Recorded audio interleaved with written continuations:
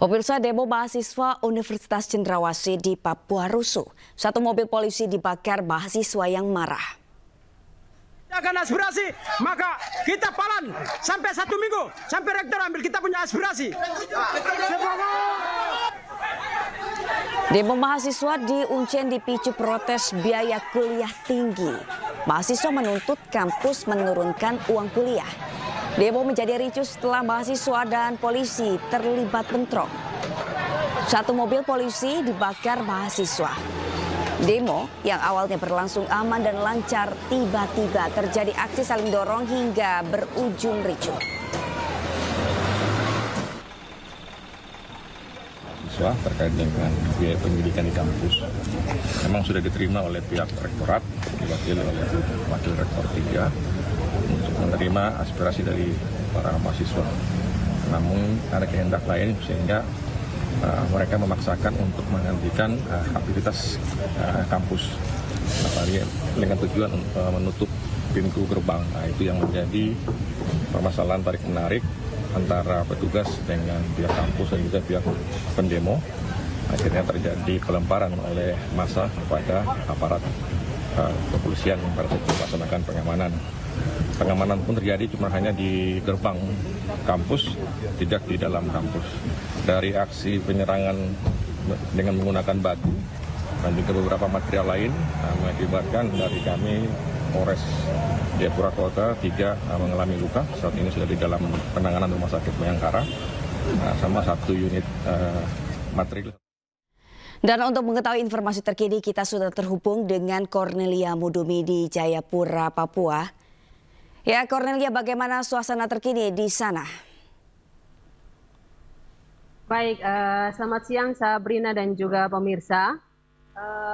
Untuk saat ini pasca bentrok atau aksi demo yang dilakukan oleh mahasiswa Universitas Cendrawasih di halaman kampus Universitas Cendrawasih yang terletak di Distrik Heram, Kota Jayapura, kita lihat bahwa di mana semenjak tadi pagi telah terjadi bentrok antara mahasiswa dan juga kepolisian, di mana mereka daripada pihak mahasiswa sendiri mereka memaksa untuk menutup atau memalang kampus Universitas Cendrawasih, namun dihadang oleh kepolisian sehingga aksi bentrok pun terjadi dan aksi pemukulan pun terjadi antara mahasiswa dan juga anggota kepolisian. Dan tampak terlihat juga tadi pagi, suasana tadi pagi di seputaran wilayah Uncen sendiri sempat memanas, namun hingga saat ini, saat siang hari ini situasi sudah mulai kondusif, di mana pihak keamanan sudah menerjunkan personilnya untuk mengamankan situasi dan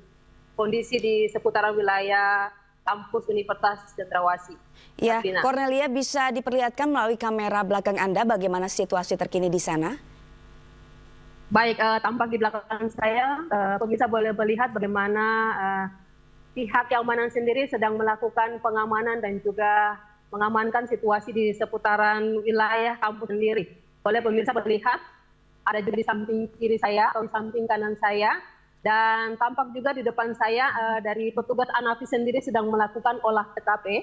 Ini di depan luar daripada kampus Universitas Cendrawasih. Tim ANAFI sendiri sedang melakukan olah TKP untuk mengetahui aksi yang dilakukan oleh sejumlah atau 300 mahasiswa, yang diperkirakan 300 mahasiswa yang telah melakukan aksi demo sejak pagi tadi, Sabrina. Baik, Cornelia, apakah pihak kampus sudah menanggapi aksi demo yang dilakukan mahasiswa? Ya, hingga saat ini juga kami masih menunggu follow up atau informasi daripada pihak kampus. Namun hingga saat ini belum ada informasi yang kami dapat daripada pihak kampus, Sabrina. Lalu bagaimana dengan para korban yang terluka? Tadi kami sempat mendapatkan informasi ada 4 polisi yang terluka. Apakah ada juga mahasiswa yang terluka dalam aksi demo? Ya, informasi terbaru yang kami dapat dari kepolisian sendiri, dari kepolisian ada sekitar 3 anggota kepolisian yang mengalami luka-luka dan saat ini sudah dibawa ke rumah sakit untuk mendapatkan pengamanan medis. Baik, terima kasih Cornelia Mudumi dari Jayapura, Papua. Selamat bertugas kembali. Pemirsa, sejumlah terobosan dilakukan oleh otoritas Bandara Jeddah dan Madinah untuk mempermudah kedatangan jemaah haji seluruh dunia, termasuk Indonesia. Salah satu terobosan yang dibuat oleh otorita Arab Saudi yaitu penggunaan biovisa.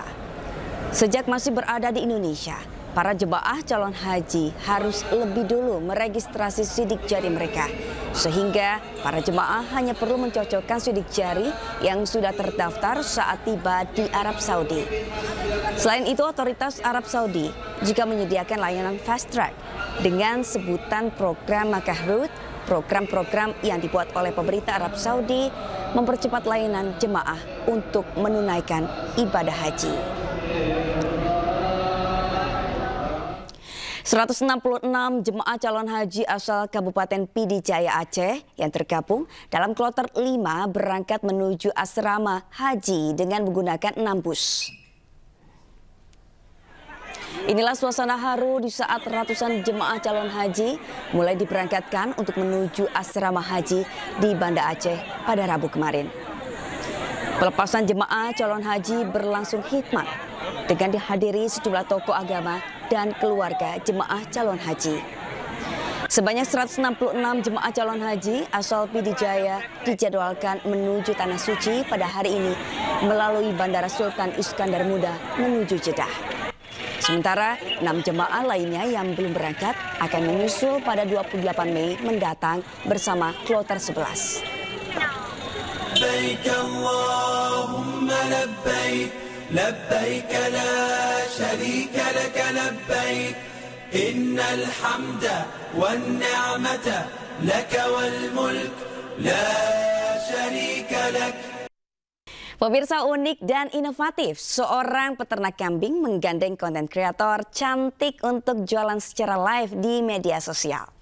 Nah, pemirsa, informasi ini sekaligus menutup iNews siang hari ini. Temukan informasi terbaru lainnya di www.inews.id dan cuplikan tayangan berita iNews dapat Anda saksikan di kanal YouTube @official_inews. Dan selanjutnya Anda akan menyaksikan Pemimpin Rakyat bersama Desvita Bionda. Saya Sabrina Sila pamit undur diri. Terima kasih, selamat siang, selamat beraktivitas dan sampai jumpa.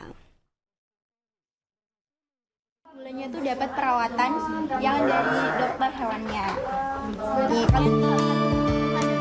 Para konten kreator cantik asal Wonosobo ini antusias mempromosikan kambing di peternakan kambing Pak Ali di Desa Bumerto, Wonosobo. Bahkan, para konten kreator cantik ini tak segan memegang dan mengelus-elus kambing. Telaten menawarkan hewan kurban ke warganet melalui live media sosial. Suara mereka berbaur dengan suara kambing. Bersih ya Kak, coba dilihat matanya aja jernih Kak, karena setiap hari.